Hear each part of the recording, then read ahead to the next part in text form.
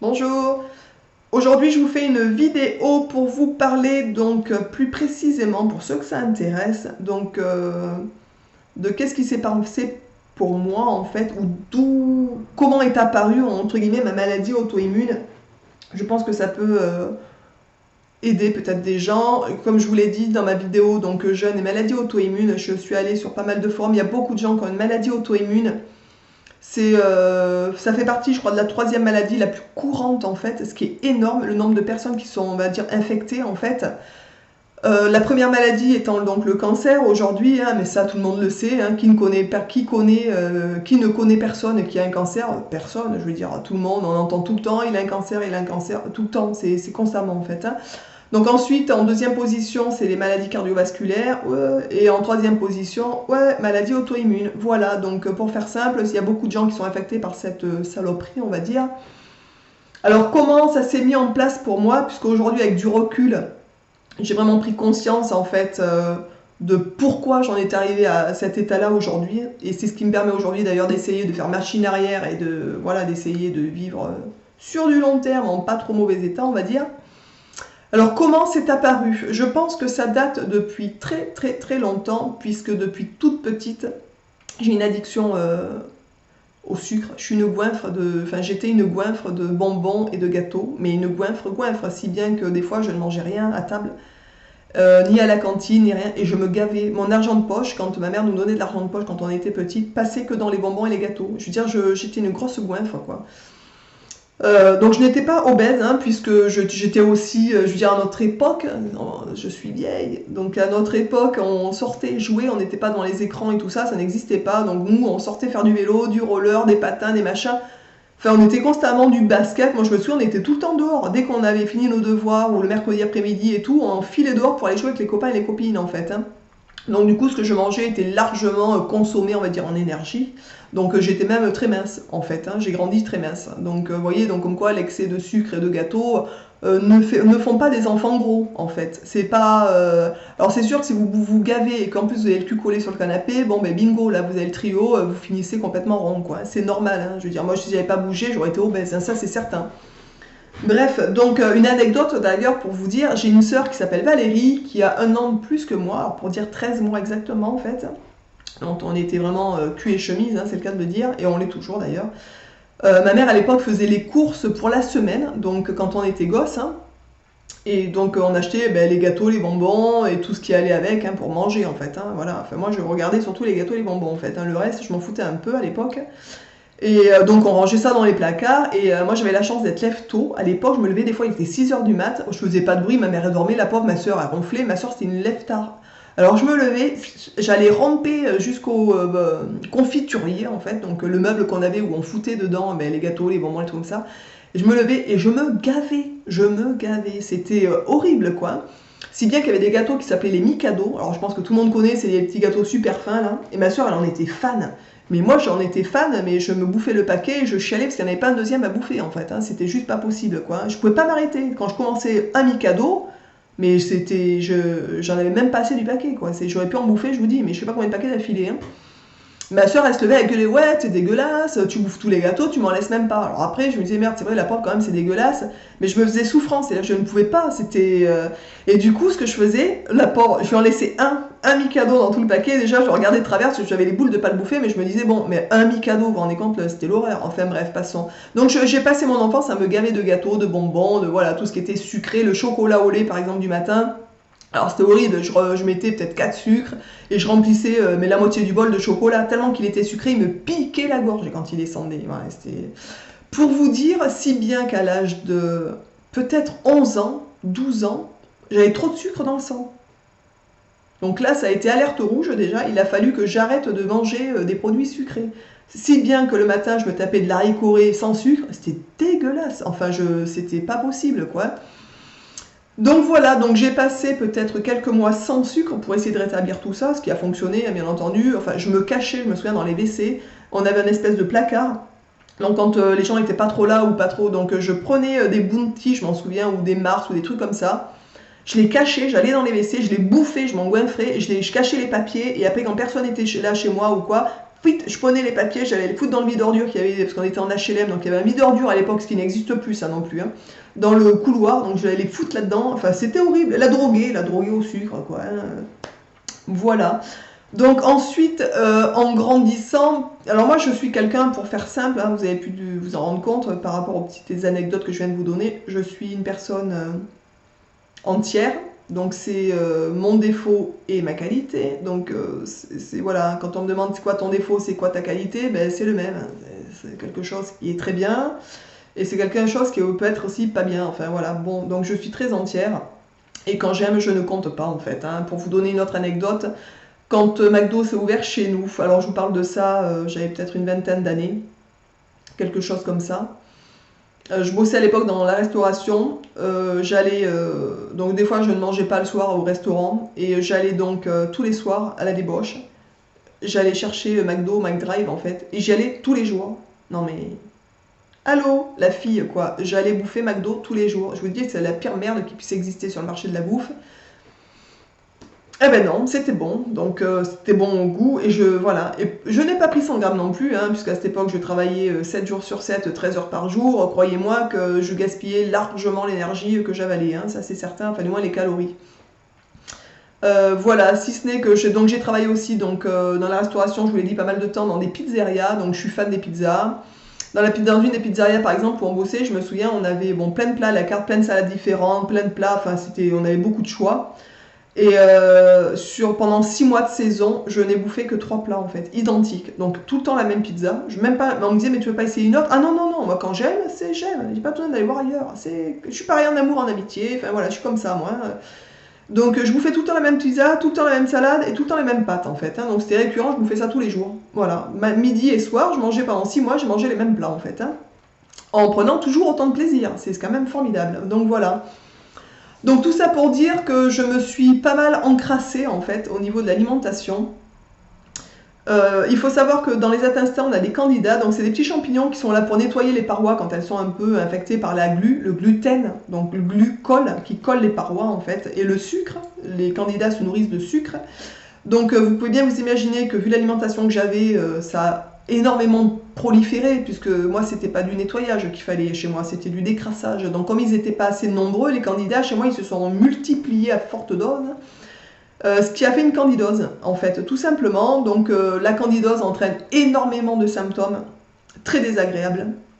Donc ça peut être de l'eczéma, ça peut être de la perte de cheveux, ça peut être des grosses fringales, donc une addiction au sucre pas possible, enfin ça en passe par des vertes et des pas mûres au niveau des symptômes. Si bien que quand j'ai su que j'avais eu ma maladie auto-immune, avant ça en fait, je pensais que j'avais une candidose. Enfin je pensais, je me traitais pour la candidose, puisque je sais que j'avais une candidose. Alors le test, pour ceux que ça intéresse, pour la candidose en fait, il est assez simple. Vous pouvez faire des tests, des analyses sanguines, qui ne sont pas tout le temps justes. C'est-à-dire, c'est comme la maladie de Lyme, par exemple. Je ne sais pas si les gens en ont entendu parler. Vous pouvez, avec l'analyse sanguine, voir que vous êtes atteint de la maladie de Lyme, par exemple, ou de la candidose. Mais vous pouvez sortir négatif, être quand même infecté, en fait. Donc, j'ai lu un bouquin, je me souviens plus du nom. Je vous en parlerai un jour, je vous ferai peut-être une vidéo, mes bouquins favoris par rapport à tout ça, pour ceux que ça intéresse. Et donc j'ai lu un bouquin voilà, spécialisé dans la candidose en fait, qui était très, très sympa, avec beaucoup de recettes, beaucoup de choses pour passer, on va dire, l'étape critique hyper... c'est horrible, je veux dire, si vous voulez vous soigner d'une candidose, croyez-moi, c'est horrible. Pour ceux qui ont des addictions au sucre, comme moi je l'étais en fait, c'est la grosse punition, c'est-à-dire c'est plus de sucre, et du tout quoi, enfin c'est horrible en fait, voilà. Donc le test pour la candidose, pour ceux que ça intéresserait, c'est très simple en fait. Vous allez voir, pour ceux qui sont, qui ont envie de faire le petit test, le soir avant de vous coucher, vous mettez un verre d'eau sur votre table de nuit, et dès que vous vous levez le matin, vous crachez dedans. Voilà, donc rien de plus simple que ça. Donc vous mettez de l'eau du robinet hein, dans un verre, et le matin vous vous levez, vous crachez dans votre verre, vous vaquez à vos occupations, faites votre toilette, allez déjeuner, j'en sais rien, faites ce que vous voulez, et vous observez le verre, qu'est-ce qui se passe, voilà. Qu'est-ce que fait votre salive dans le verre?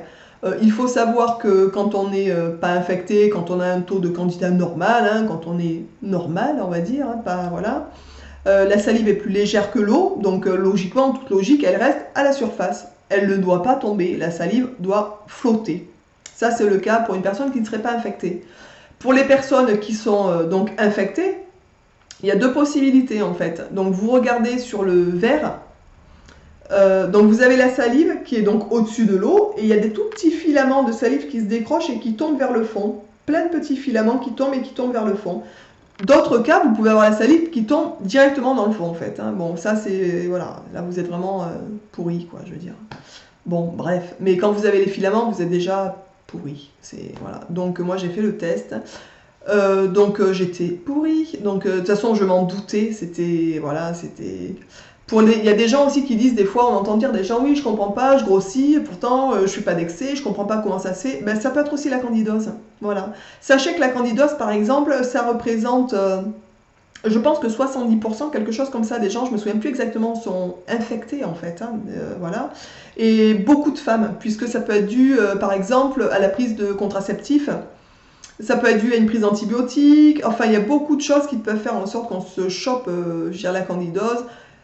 Et quand on lit toutes les choses, bon, on voit que, enfin bon, voilà, on a de fortes chances d'être pris en fait. Hein. Bref, donc faites le test pour ceux que ça intéresse. Et voilà, donc ça peut être une petite indication pour ceux qui ont des petits symptômes qui ne savent pas vraiment d'où ça vient. Et puis alors les médecins, bien sûr, à part la cortisone et des choses comme ça, hein, vous leur parlez de candidose, oh non, non. Moi je sais que mon médecin, par exemple, quand je lui en avais parlé, j'ai dit mais peut-être que c'est la candidose qui me fait ça, peut-être que tous les symptômes que j'ai, puisque tous les symptômes que j'avais, la perte de cheveux, tout ça, ça aurait pu être la candidose en fait, hein, la fatigue, enfin voilà. Et quand je lui ai dit, écoutez, j'ai lu les symptômes, et voilà, est-ce que, comme j'ai quand même pas mal pris d'antibiotiques, parce que j'ai fait gaver d'otite, enfin bon, voilà, et elle me, oh non, non, oh non, la candidose, non, elle me dit non. Mais je dis la candidose intestinale. Ah oui, alors la candidose, vous pouvez faire aussi des cystites à répétition, ce qui était mon cas, hein, j'ai une cystite chronique presque, hein, ça devenait, voilà.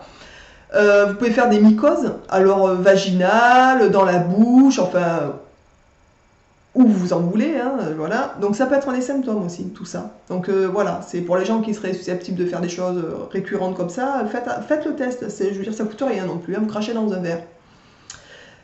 Voilà, donc je me suis traitée suite à ça pendant 6 mois. 8 mois peut-être même, donc j'ai fait le régime anti-candidose. Alors j'ai bouffé de l'ail à gogo, puisqu'il faut manger des antifongiques, puisque c'est un champignon. Donc les antifongiques naturels, ben, vous avez l'ail, le lapacho, les choses comme ça. Je ferai une vidéo spéciale candidose peut-être une fois pour voilà, dire aux gens comment... Parce que c'est assez important je pense de savoir, d'avoir des petites idées, des petites indications. Donc j'ai fait le régime à fond pendant, je vous dis peut-être 8 mois, alors sans sucre. Alors ça a été ça, la fin du monde pour moi, hein. Je vous dis ça a été horrible, j'avais l'impression de me surer de cocaïne en fait. Hein. Bien que je n'ai jamais pris de cocaïne de ma vie, mais je vous dis franchement, j'en rêvais la nuit, c'est-à-dire que ça devenait horrible, mais c'était horrible. Je rêvais la nuit de bouffer du sucre en fait. Hein. Cet état-là a duré je pense une semaine, après ça s'est calmé. Voilà, donc bon, on arrive quand même à se faire plaisir en mangeant sans sucre, il n'y a pas de souci. De toute façon, quand on a que ça, on est bien content d'avoir ça déjà, il faut se dire ça. Donc voilà, donc j'ai fait ça pendant 8 mois, tous les symptômes ont disparu, les symptômes de peau je parle déjà. Donc tout ce qui était eczémateux, parce que j'avais de l'eczéma qui avait commencé à apparaître un peu en fait. Donc tout ça, ça avait disparu. Enfin bon, mon état général s'était un peu amélioré, j'ai trouvé quand même malgré tout. Et c'est revenu peu de temps derrière, et c'est là où je suis allée donc voir le médecin pour lui demander si j'avais pas un problème particulier de carence, j'en sais rien, enfin bref, voilà. Et donc le cheminement après par rapport à la maladie auto-immune, les analyses sanguines et tout le bazar. Donc ça c'est la première étape. Sachez qu'ensuite, donc quand vous avez une candidose, vous avez de fortes chances d'avoir aussi une porosité intestinale avec toutes les saloperies que j'ai avalées en fait. Mais c'est aussi, ça peut être aussi dû à tout ce qui est toxique qu'on met dans l'organisme, hein, tous les produits industriels par exemple, tous les conservateurs, tout ça en fait, le corps n'est pas capable de les assimiler en fait. On n'est pas fait pour ça. Je veux dire, physiologiquement parlant, on est fait pour manger des produits non transformés, des produits, donc beaucoup de fruits, beaucoup de légumes. Nous sommes des animaux. Logiquement, on vivait de cueillette et pourquoi pas de chasse pour ceux qui veulent manger un peu de viande ou des choses comme ça, il n'y a pas de souci. Hein. Mais je veux dire, on n'est pas fait pour bouffer du hamburger. Enfin, notre corps n'est pas fait pour évacuer tout ça en fait. Alors si vous en mangez un de temps en temps, c'est sûr, votre corps est capable de le gicler. Mais si vous, comme moi, j'y allais tous les jours, vous vous rendez compte, enfin bon, la fille complètement délurée en fait. Maintenant, c'est ce que je me dis, mais mon Dieu, t'as été grave. Hein. Mais je m'en rendais pas compte puisque j'étais en bonne santé, j'avais gavé d'énergie, enfin je veux dire j'étais pas grosse, voilà, hein, j'ai jamais rien eu en fait, je veux dire j'ai jamais été malade, donc c'est venu d'un coup et fortement en fait, hein, voilà. Donc du coup, ben, le corps n'étant plus apte à évacuer tout ça, il y a une porosité intestinale qui se crée en fait. Et donc les toxines, toutes les saloperies, ben, passent de l'autre côté, enfin je veux dire dans le sang, là où ça doit pas passer. Et donc ça crée, alors le corps après, ben, il fait ce qu'il peut pour se défendre contre tout ça, et alors ça déclenche des choses, hein, des cancers, des maladies auto-immunes, enfin voilà. Moi c'est ma vision des choses en fait, aussi en tant que naturopathe. Et je pense que la porosité intestinale est quelque chose d'assez fréquent chez beaucoup de gens, en fait. Voilà, donc tout ça pour dire que tout ce cheminement-là m'a entraîné vers la piste de la maladie auto-immune. Et donc après, il reste donc le travail de réparation.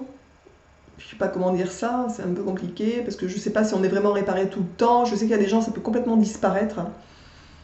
Mais on peut du moins vivre avec d'une manière normale, voilà, sans prendre les cachets de la médecine traditionnelle. Ça, c'est ma propre expérience. Après, chacun fait comme il veut. Voilà, moi, je vous donne juste mon expérience qui peuvent peut-être aiguiller des gens sur certaines choses. Donc, qu'est-ce que j'ai mis en place? Donc, d'abord, la première chose à faire, bien entendu, et ça, c'est le minimum, mais pour, je veux dire, tous les gens qui ont des maladies, par exemple, du psoriasis, de l'eczéma, de l'acné, enfin, mais alors, il y a un panel, je veux dire, de maladies qui sont réglées avec les régimes hypotoxiques. Hypotoxique, ça veut dire qu'on ne met pas de choses toxiques dans l'organisme, le moins possible en fait, pour que le corps ben, justement se répare, se restaure et voilà. C'est-à-dire que si vous êtes malade, si vous continuez à bouffer des trucs qui vous font du mal, ça ne se réparera jamais et ça ira toujours de mal en pire. C'est ce que je reproche d'ailleurs un peu entre guillemets à la médecine conventionnelle, hein. Même que mon médecin je l'adore, je veux dire quand j'ai quelque chose je vais la voir, il n'y a pas de souci, hein. Je ne suis pas anti-médecine, hein, loin de là. Hein. Mais ce que je veux dire, ce que je reproche, c'est que par exemple, si j'avais été voir un spécialiste en maladie auto-immune, il n'y a pas de souci, il m'aurait calmé mes douleurs, il m'aurait calmé ma fatigue, il m'aurait gavé de cortisone, gavé d'un médicament spécifique aux maladies auto-immunes. Voilà, ça aurait calmé tout ça en fait. Le problème, c'est ce qui m'aurait donné en fait. Ça m'aurait calmé sur le moment, si ce n'est qu'on sait très bien que la cortisone sur du long terme, ça pourrit mais l'organisme d'une manière impressionnante. Le cachet qui donne spécial pour les maladies auto-immunes, c'est pareil. Je veux dire, il n'y a pas un cachet normal. C'est les produits toxiques. Il ne faut pas se leurrer non plus. Le corps n'est pas fait pour bouffer ça. Enfin voilà. Et il ne règle rien, puisque de toute façon, il ne vous dit pas qu'il faut changer d'alimentation, ou pas du tout, ou continuer à bouffer de la merde. Il n'y a pas de souci, on va vous cachetonner, ça va bien se passer. Bon, faut arrêter, quoi. Je veux dire, si on veut se prendre en main, si on veut être responsable de sa santé et être en bonne santé, je pense qu'il faut quand même se faire souffrance. Il n'y a pas 36 solutions. Ou on reste dans la médecine traditionnelle, voilà, il n'y a pas de souci. Il y a des gens qui veulent pas changer leur vie, qui préfèrent prendre des cachons et mourir peut-être plus tôt. Bon, moi, je vis 100 ans minimum, j'espère, hein, honnêtement. Hein, c'est le but que je me suis fixé, en fait. Je veux être centenaire. Voilà, donc je fais tout pour l'être, en fait. Donc ça, c'est mon choix. Après, il y a d'autres personnes qui font d'autres choix. Et ben, chacun fait comme il veut. Voilà, moi, je vous livre juste mon expérience, en fait. Donc, qu'est-ce que j'ai mis en place par rapport à ça? Donc, je vous ai dit le régime hypotoxique. Donc, ça veut dire on enlève tous les produits laitiers, chèvres, vaches et tout le bazar. Tout ça, on gicle. Le beurre, les yaourts, la crème fraîche. Alors, bien sûr, ce qui est embêtant, c'est quand vous voulez acheter des choses toutes prêtes rapidement, il faut lire bien sûr les étiquettes, hein, puisque même par exemple dans le saucisson, je n'en mange pas, mais c'est un exemple, mon mari en mange par exemple de temps en temps, et bon même dans le saucisson il y a du lait, non mais ils en mettent partout, donc par exemple le surimi, je dis pas que c'est un super produit, hein, chacun fait, je veux dire, je suis pas là pour critiquer ou pas le surimi, je m'en fous, mais pour vous dire, même dans le surimi il faut du lait, enfin il y en a partout, donc il y a plein de produits, ben, que vous ne mangez plus, tout simplement. De toute façon, c'est pas plus mal, puisque c'est souvent des produits transformés. Donc, de toute façon, d'une manière générale, il est conseillé, dans les régimes hypotoxiques, donc de virer tous les produits laitiers, d'une manière générale, et de virer tout ce qui est à base de gluten. Et voilà, et la viande rouge, enfin, il y a beaucoup de produits. Le maïs aussi est quand même fortement déconseillé, puisque c'est une céréale qui a été extrêmement modifiée, qui est aussi dangereuse pour le corps que le blé, en fait, d'une manière générale. Voilà, donc ce régime s'appelle le régime sénialé, j'en ai déjà parlé dans une autre vidéo. Je vous mettrai peut-être le lien du site en dessous, donc en barre d'infos pour ceux que ça intéresse. où il y a pas mal d'explications justement sur le régime, comment le suivre, etc. Donc ça, c'est la première chose que j'ai mis en place. Donc le régime signalé, je l'ai fait à fond et je continue maintenant, c'est mon rythme de vie en fait. Hein. Alors je cuisine, vous avez dans la playlist d'ailleurs une playlist qui s'appelle recettes. Vous pourrez voir, je fais des recettes avec du pain sans gluten et tout, qui sont super bons. Je vous ferai d'autres petites recettes. Je veux à chaque fois vous faites la recette, je veux à chaque fois mettre la recette des crêpes sans gluten, parce que j'ai trouvé une recette de crêpes sans gluten à s'en taper le cul par terre. Et parce que j'ai fait plein de recettes sans gluten pour les crêpes, à chaque fois j'étais contente, hein, mais je veux dire j'étais sur ma faim parce que ça a vraiment pas le même goût que les crêpes, et Dieu sait que je m'en suis gavée de crêpes aussi. Voilà, donc là j'ai trouvé une recette où les crêpes sont super bonnes. Alors à chaque fois je veux vous faire une vidéo, mais il n'y a pas le temps, c'est-à-dire on les bouffe, c'est grave, hein, enfin voilà. Donc je suis toujours en fait gourmande, hein, ça il n'y a pas de souci là-dessus. Mais un jour je vous ferai les crêpes et je vous les montrerai, vous verrez comme elles sont belles et bien bonnes. Voilà. Donc le régime signalé. Ensuite, j'ai découvert le docteur Willem, donc c'est W-I-2-L-E-M, il me semble. Donc c'est un monsieur, donc c'est un médecin en fait, hein, aussi, hein, c'est pas non plus un uluberlu, hein, donc qui est spécialisé dans beaucoup de domaines, qui a fait donc plusieurs bouquins, d'ailleurs j'en ai acheté plusieurs qui sont super sympas. À découvrir, et donc il parle aussi dans un de ses chapitres des maladies auto-immunes, et donc lui il donne tout un protocole à suivre en fait, ce qui est logique, hein. Donc c'est un protocole pour faire sortir les métaux lourds, donc avec une algue particulière. Vous avez aussi l'alfalfa, non pas du tout, je raconte n'importe quoi, comment ça s'appelle, la spiruline, et je sais plus, je vous mettrai, quand ça me viendra, je vous le dirai. Donc on prend des algues en fait, après on restaure donc la flore intestinale avec des probiotiques, ça sur assez du long terme en fait. Ensuite je prends du L-glutamine, donc ça c'est voilà, c'est des petits trucs en fait que je prends pour restaurer la paroi intestinale. Et je prends donc un traitement, donc ça va être sur très très longtemps. Alors le problème bien sûr, c'est que c'est pas remboursé par la Sécu, vous pensez bien, ils vont pas vous rembourser quelque chose que pour vous rendre en bonne santé, hein, ça ne fait pas marcher le corps médical. Donc c'est un traitement qui est assez cher, assez lourd en fait, mais je pense qu'il en vaut ça en vaut la chandelle. Je préfère ne pas partir en vacances, ne pas aller au resto, être en bonne santé. Enfin, je veux dire, après c'est un choix de vie, il n'y a pas de souci. Donc voilà, donc là aujourd'hui, donc j'ai fait le protocole magnésium, enfin tout le truc à suivre en fait. Et du coup, alors pour ceux que ça intéresse vraiment d'avoir le protocole au complet, envoyez-moi un petit mail en privé, je vous donnerai exactement, ou je vous donnerai un lien où vous pourrez essayer de trouver ça. Voilà, donc ça c'est vraiment spécialisé dans toutes les maladies auto-immunes, puisqu'elles ont toutes le même chemin, en fait, le même parcours. Et après, le corps, il choisit un peu sa maladie qui va déclencher, quoi, tout simplement. Et après, il y a peut-être des facteurs aussi génétiques, hein, peut-être, je sais pas du tout. Dans mon cas, je connais personne dans ma famille qui avait ça, mais bon, peut-être, je sais pas en fait. Donc voilà, donc après maintenant j'ai 3 gélules à prendre par jour. Alors c'est des gélules naturelles, ce qui est à l'intérieur c'est naturel, et donc c'est à base d'huile essentielle, des choses comme ça en fait, tout simplement. Donc je ne prends plus que ça, et donc avec ça bien sûr je fais des jeûnes, puisque ça c'est vraiment, j'en ai déjà parlé, je vous dis dans plusieurs vidéos, c'est... Voilà, c'est vraiment, faut le vivre, faut le faire pour se rendre compte vraiment du bienfait que ça peut représenter. Et je sais que dans le cas de ma maladie, par exemple, on devrait faire l'idéal, ça serait un jeûne de 12 jours en fait. Voilà. Mais je compte bien le faire, mais le problème c'est qu'il faut que je prenne 15 jours de vacances, et ça c'est presque pas possible, c'est compliqué en fait. Donc voilà, je sais pas. Donc en faisant des petits jeûnes et en faisant tout le protocole que je suis, je pense que... Bon, déjà, j'ai plus du tout de douleur dans les épaules, où c'est très très très rare. Enfin, j'ai de l'énergie, j'ai plus du tout de fatigue. Enfin voilà, ma vie est redevenue tout à fait normale en fait, hein, tout simplement. Voilà, donc ça c'est... Ah oui, une autre petite chose que je voulais vous dire par rapport à ma maladie par exemple, mais c'est aussi toutes les maladies auto-immunes.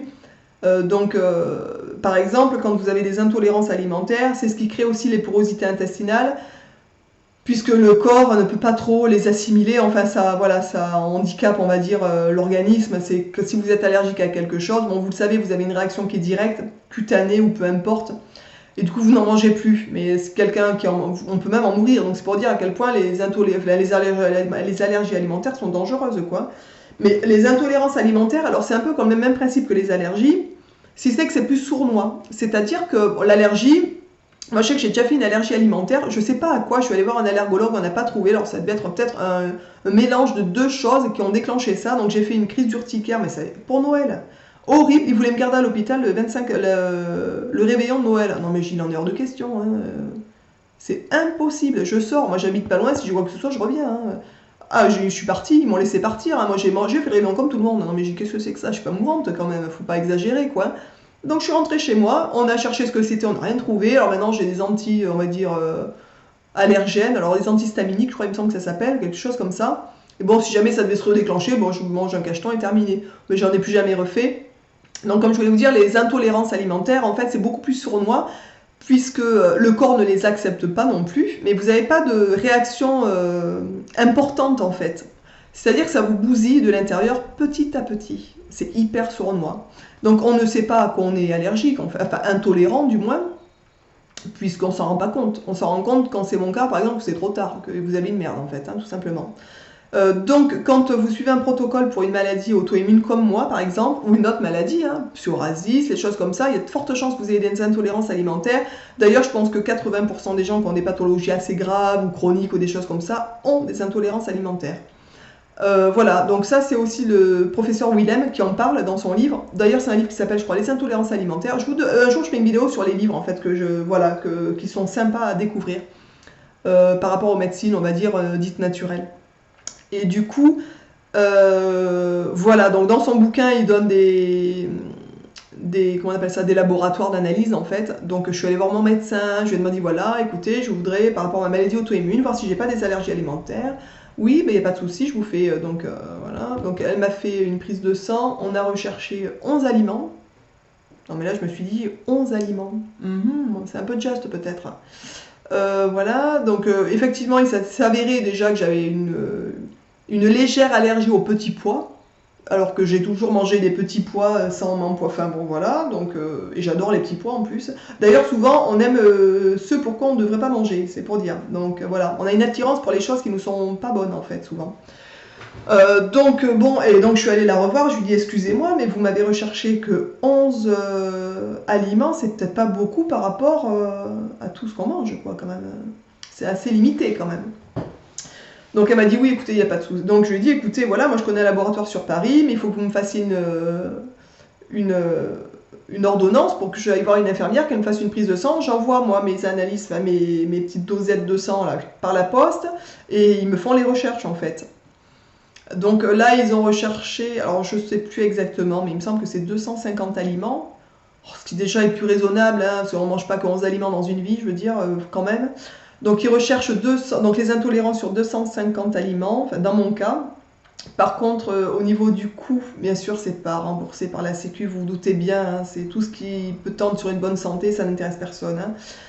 Un cancéreux rapporte beaucoup plus d'argent, je veux dire, que quelqu'un en bonne santé, il faut quand même être honnête. Hein, voilà, bref. Du coup, mon médecin est quand même vachement sympa, donc on m'a fait l'ordonnance, il m'a dit il n'y a pas de souci. Donc une infirmière est venue à mon domicile, m'a fait les prises de sang que j'ai envoyées directement au labo. Et pour vous dire un ordre de prix, c'était 177 €, il me semble, l'analyse. Donc c'est hors de prix. C'est voilà, faut dire ce qui est. C'est très, enfin, entre ça et le traitement, ça a été une ruine pour moi en fait. Mais il y a toujours moyen de vendre des choses. Hein. Je sais, moi j'ai vendu par exemple, j'avais une bague que je mettais pas, une émeraude, des choses comme une améthyste. Enfin voilà, donc j'ai vendu des objets que j'avais en fait pour payer ça parce que je voulais pas que ça sorte de notre budget, on va dire. Voilà. Donc l'analyse s'est avérée au retour que donc j'étais allergique à pas mal d'aliments, intolérante pardon à pas mal d'aliments, notamment au blé. Au tournesol, alors j'en mangeais tous les jours hein, du tournesol, parce que déjà je faisais un régime hypotoxique, donc j'avais déjà limité l'intolérance au blé, ce qui était pas mal. Mais j'ai une forte intolérance aussi au tournesol, enfin à beaucoup de choses en fait, à vrai dire. Enfin pas tant que ça, on va dire, mais des choses qui sont vraiment courantes, c'est surtout ça. Parce que si vous avez une intolérance par exemple à la papaye, bon... Moi personnellement j'ai dû en manger 3 fois dans ma vie, donc c'est pas quelque chose, même si vous en mangez, ça va pas vous bousiller. Mais moi comme c'était vraiment très fréquent, du coup ça m'a vraiment énormément esquinté les parois intestinales, tout simplement. Et ce qui explique aujourd'hui ma maladie auto-immune en fait. Donc si vous faites tout le protocole que je vous ai dit, par exemple le petit traitement naturel, le régime hypotoxique et tout, mais que vous continuez à manger des allergies, que des produits pour lesquels vous êtes intolérant. Moi, je sais par exemple, je suis intolérante à la figue, mais c'est un produit qui est bon pour la santé, la figue, je veux dire normalement. Donc, c'est pas une notion de bon ou pas bon pour la santé, c'est une notion d'intolérance. Alors, on peut être intolérante à un produit qui est bon pour la santé, en fait. Hein. Voilà, c'est deux choses différentes. Donc si vous ne faites pas ça, que vous continuez malgré votre régime hypotoxique, malgré votre traitement et tout ça, à manger des aliments pour lesquels vous êtes intolérant et qui continuent à vous bousiller en fait les parois intestinales et tout le reste, c'est le cercle vicieux. Donc pour bien se prendre en charge, je pense que malheureusement il faut faire toute la boucle en fait. Voilà. Mais voilà, donc j'espère que cette petite vidéo, écoutez, je la termine comme ça du coup. Pour ceux que ça intéresse vraiment, je vous dis, envoyez-moi un mail en barre d'infos, envoyez-moi un message privé. Je vous donnerai peut-être des bouquins ou des choses, des petits liens pour vous renseigner un peu plus. Mais sachez que dans la vie, moi je suis quelqu'un de positive, jamais je baisse les bras. Et c'est pas parce que j'ai une maladie auto-immune que je vais me foutre à chialer ou être dépressive. C'est hors de question, je veux dire. Au contraire, ça me booste pour... Enfin voilà, moi c'est mon tempérament en fait. Quand voilà, il y a des gens, ils vont apprendre qu'ils ont une maladie, alors ça y est, c'est la fin du monde, ils s'effondrent, ils chialent, ils cachetonnent. Bon, c'est bon quoi. Je veux dire, si déjà vous allez pas bien physiquement et qu'en plus moralement vous pétez un plomb, ça résout rien, c'est pire en fait. Votre maladie elle va s'accentuer, enfin c'est pas possible. Moi je réagis pas comme ça. Je pars du principe que si on m'a offert, enfin donné ça, c'est qu'il y a une raison, c'est que je dois en apprendre des choses. Eh ben, grâce à ça, j'ai appris mes études de naturopathie, parce que enfin voilà, depuis des années, je suis branchée dessus de toute façon et tout. Eh ben voilà, c'est la boucle aussi.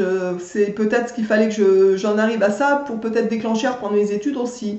Je sais pas, mais c'est comme ça aujourd'hui, j'en suis ravie en fait.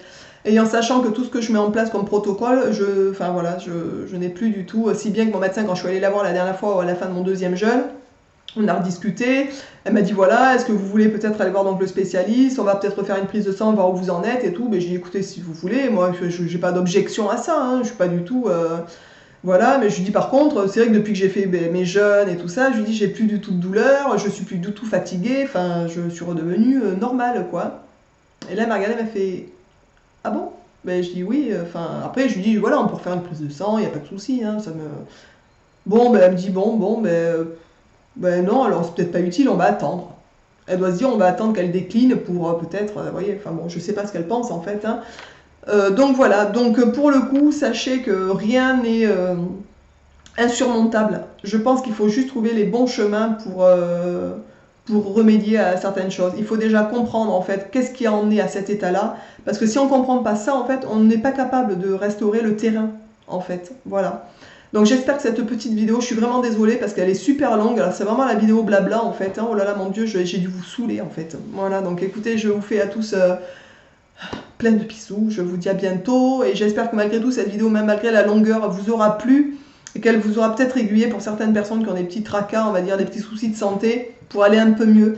Si cette vidéo vous a plu, n'hésitez surtout pas de la partager sur les réseaux sociaux parce que je pense que c'est important de diffuser ça pour savoir que rien n'est perdu dans la vie, qu'il y a toujours des solutions pour retrouver une santé pleinement, je pense. Donc diffusez max cette vidéo sur les réseaux pour la partager, pour que tout le monde soit au courant. N'hésitez pas à mettre un petit pouce vers le haut. Et pour ceux à qui la vidéo aura plu, écoutez... j'en suis ravie. Voilà, donc je vous souhaite à tous une merveilleuse fin de journée. Je vous dis à tous à bientôt dans une prochaine vidéo. Ciao!